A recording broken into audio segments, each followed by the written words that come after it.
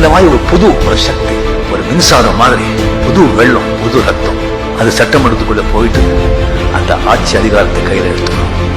அதுக்கு இந்த ரஜினிகாந்த் ஒரு பாலமா இருக்கணும். இதனால ஒரு மூமெண்ட் உருவாகணும், ஒரு எழுச்சி உருவாகணும். தமிழ்நாட்டுக்காக, தமிழ் மக்களுக்காக இந்த புரட்சி அரிசி பிடிச்சி வெடிக்கணும்.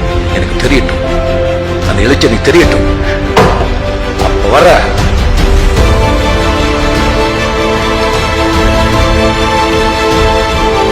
ஜனங்க மனதில் முதல்ல மாற்றத்தை உண்டாக்கணும்.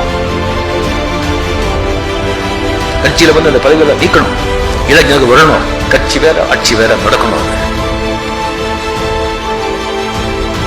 யாரு தப்பு செஞ்சா கூட அது கரெக்ட் செய்வோம், திருத்துவோம். அப்படி இல்லைன்னு சொன்னா பதிலிருந்து தூக்கி எறிவோம்.